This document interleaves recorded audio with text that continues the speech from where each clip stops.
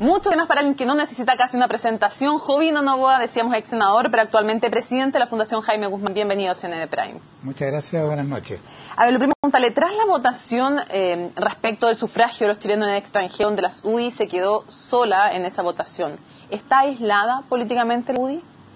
No, yo creo que la UDI ha tenido una posición muy clara, la tuvo desde un principio, incluso muchos compartían esa posición de exigir un cierto vínculo a los chilenos que viven en el exterior para que voten en Chile, con un argumento que puede ser aceptado o no aceptado, pero es plenamente legítimo, que es bueno que las personas que votan sean las mismas que de alguna forma reciben las consecuencias de los actos de la autoridad. Yo creo que muchas veces no importa tanto si uno está acompañado o no está acompañado en las votaciones. Acá había un tema de una postura que yo creo que es válida, y si hubo una mayoría que no nos acompañó en eso, bueno, no hay problema. Pero después de eso, después de cómo se ve que podrían venir otros temas con la reforma electoral, ¿existe todavía la Alianza por Chile? Mire, yo creo que la Alianza por Chile existe. Ahora, en este momento hay, frente al nuevo gobierno, hay un distinto posicionamiento. Yo lo reconozco, han habido votaciones divididas, pero mi impresión es que se van a ir sumando a una postura más parecida a la que tiene la UDI actualmente, y va a terminar con una oposición, con un bloque bastante homogéneo. ¿Y por qué lo digo? Porque lo que está haciendo el gobierno de Michelle Bachelet es llevar adelante su programa. Han dicho que ellos de alguna forma no se quieren mover de ese programa, y todos sabemos que para Renovación Nacional, para Amplitud, para incluso Evópolis, el programa que presentó Michelle Bachelet no es un programa que los interpreta a ellos. Entonces puede ser que hoy día la UDI haya tomado la delantera en tener una postura de oposición frente al gobierno, pero a mi modo de ver esa postura se va a ir consolidando con un arco mucho más completo hacia adelante. Pero cuando Renovación Nacional y Amplitud pactan con el gobierno para votar con ellos la reforma para los votos de los chilenos en el exterior sin la UDI, cuando en la reforma tributaria Renovación Nacional y Amplitud están de acuerdo con aprobar la idea de legislar, mientras la UDI vota en contra, ¿están actuando realmente como alianza? Como le digo, yo es cosa de tiempo. No, frente a un gobierno que se inicia, yo entiendo que puedan haber distintas posturas iniciales. A nosotros nos ha parecido que tenemos que dar una señal clara de cuál es nuestra visión sobre qué es lo mejor para nuestro país. Sabemos que en este momento, en algunas votaciones, no tenemos el apoyo de toda la alianza. Pero en el tema tributario, por ejemplo, frente a los aumentos de impuestos, yo veo que cada vez hay más posiciones contrarias a aumentar los impuestos en la forma como lo está proponiendo el gobierno. Si hacemos la síntesis de cómo estaba la alianza hace 4 años, cuando llega el gobierno con el presidente Piñera, unida, ganando unas elecciones presidenciales, con una buena votación parlamentaria, y la situación en que está hoy, ¿está peor que hace 4 años la centroderecha en Chile? Bueno, obviamente nosotros tuvimos una derrota y yo diría una especie de retroceso, porque después de haber ganado una elección presidencial, después de haber tenido prácticamente un 45% de la votación en las elecciones parlamentarias, empatados con lo que era la concertación en ese momento, no pudimos mantener esa postura para un segundo gobierno de la alianza y bajamos nuestra votación en la elección parlamentaria. Eso no cabe la menor duda que ha significado un tropiezo, un traspié. Pero ¿cuán responsable o no es Sebastián Piñera de ese tropiezo o traspié, como usted lo llama? Mire, yo creo que el gobierno de Sebastián Piñera fue un gobierno muy creador, muy exitoso en cuanto a realizar obras, y tuvo un déficit político. Y el déficit político se manifestó quizás en esa baja, la incapacidad de poder elegir a un sucesor.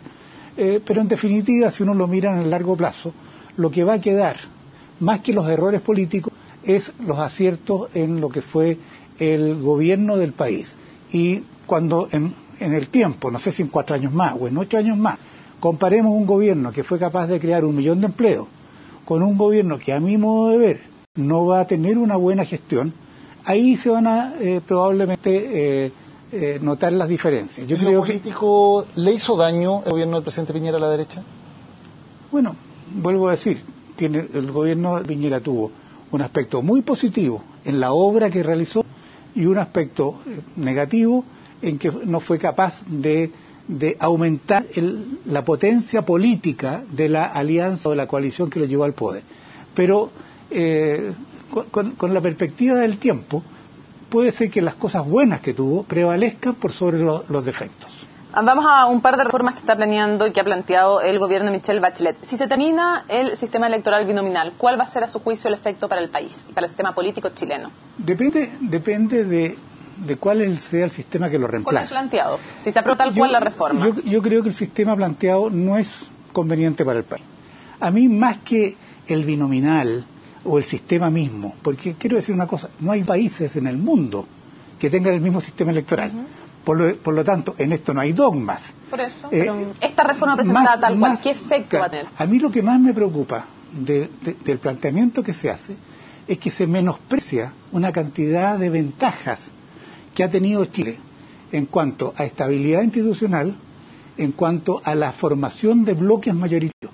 Hoy día como que se desprecia el que el sistema binominal haya forzado a que existieran dos conglomerados. Y si el criterio es, creemos un sistema para que en definitiva no existan conglomerados mayoritarios, para en definitiva existe una pulverización de representación en el Parlamento, eso creo que es malo para el país. Y desde luego... ¿Por qué? ¿Qué va a provocar? Poca estabilidad. En América Latina, si uno mira que nuestros vecinos, ¿cuál es la diferencia principal que tenía Chile que lo distinguía de otros países? No somos un país grande, no tenemos muchos habitantes, no somos un país rico. ¿Qué es lo que teníamos? Una estabilidad institucional. Y esa se logró gracias a un sistema que permitió gobernabilidad, que permitió que los bloques políticos de alguna forma tuvieran que mantener posiciones centradas. Eso, yo creo que el sistema que se está proponiendo no apunta a eso, apunta a un mayor accionamiento y desde luego, si uno mira al Congreso, yo tuve la experiencia de 16 años de senador, yo miro y digo, ¿necesitamos más diputados? ¿Necesitamos más senadores? No creo. ¿Por qué se aumenta el número? Es más bien para satisfacer necesidades políticas y no pensando en qué es lo que es más conveniente para el país. No, usted hablaba en pasado, recién decía qué nos distinguía, qué teníamos de diferente, y decía la estabilidad. ¿Se está perdiendo esa estabilidad en Chile? No digo que se esté perdiendo, pero obviamente cuando la coalición que gobierna dice que el sistema en Chile fracasó, que hay que cambiar la Constitución, incluso muchos plantean que hay una asamblea constituyente, o quieren una asamblea constituyente. En América Latina, las últimas asambleas constituyentes fueron en Venezuela, fueron en Bolivia, fueron en Ecuador. Ese es el ejemplo que tenemos cercano de asambleas constituyentes. Entonces, yo no sé si ese discurso sea un discurso que en el aspecto internacional le dé a la gente más confianza o menos confianza. Yo creo que menos confianza. En la reforma tributaria, el gobierno y la presidenta Bachelet han dicho que esta reforma la va a pagar el 1% más rico de los chilenos y que no va a afectar ni a la clase media ni a las pymes. Eso es mentira. ¿Está mintiendo la presidenta? Eso es falso, con todas sus letras. En primer lugar, cuando se aumenta el impuesto a los contaminantes van a aumentar las cuentas de la luz. Todo el mundo lo sabe. Eso le va a afectar a millones de chilenos. Cuando se aumenta o se le pone el IVA a la construcción, eso va a incrementar el precio de las casas.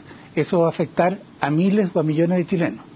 Cuando se pone un impuesto a la venta de bienes raíces que antes no existía, va a afectar a cientos de miles de chilenos. Hoy día se piensa que una segunda vivienda, una casa en la playa, en el Tabo, es un lujo, que eso es de un millonario. Yo digo, hay cientos de miles de familias en Chile que tienen una segunda vivienda. Y esas personas, cuando vendan esa, van a tener que pagar un impuesto enorme. Entonces, no me digan a mí que esto afecta al 1% del país, porque no es así. Y los principales afectados, aparte de las personas por el tema de que va a subir la luz, por el impuesto al alcohol, por el impuesto al cigarrillo, los principales afectados en materia de impuestos a las actividades empresariales son las pymes.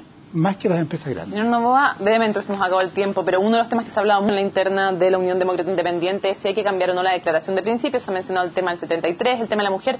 Yo lo quiero llevar a otro tema de la declaración de principios. Hay dos cosas que dice la declaración de principios que quiero saber si usted cree que hay que cambiarlo o no. Uno dice que es incompatible ser marxista con ser demócrata. El Partido Comunista todavía se declara con inspiración marxista. Y después dice el debilitamiento del matrimonio, la legalización del aborto y la permisividad frente a la pornografía y las drogas son síntomas de que ese fomento se aprovechan por esta nueva expresión gramsciana del marxismo que hoy amenaza incluso a los países más desarrollados de Occidente. ¿Esos son planteamientos que sigan vigentes? Yo creo que siguen vigentes. Lo que pasa es que no debieran ser parte de una declaración de principios de un partido. La declaración de principios de un partido debería ser mucho más sencilla, mucho más acotada a los aspectos fundamentales que unen a los miembros de un partido. La postura política frente, por ejemplo, al marxismo. ¿Pero sigue siendo incompatible ser marxista y ser demócrata para usted? Bueno, yo creo que una colectividad que propone o que postula la dictadura del proletariado difícilmente se puede conciliar con la democracia, porque democracia y dictadura no se llevan bien de la mano. Joaquín Novoa, muchísimas gracias por habernos acompañado en CNN Prime. Muchas gracias a ustedes. Muy buenas noches.